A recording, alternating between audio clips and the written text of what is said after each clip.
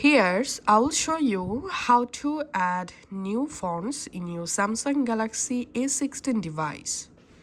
Go ahead and open your settings.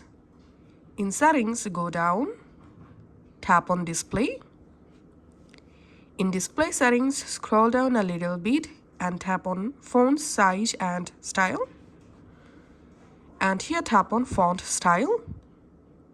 Now here you can go ahead and select any of these font from this list.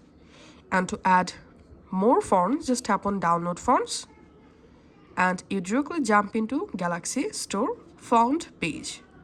In here you will find lots of free and paid fonts. You can go ahead and easily download any of them. And to search for a specific font, you can use this search font icon.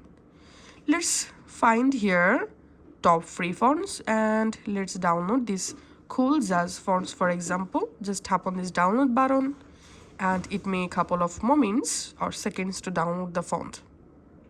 Once the font downloaded, the font will be automatically installed. Now go back to your settings font style page again, and here you will find the font that you just added. Now select the font, and that's it. You have successfully applied the downloaded font in your Samsung Galaxy device. Thanks for watching.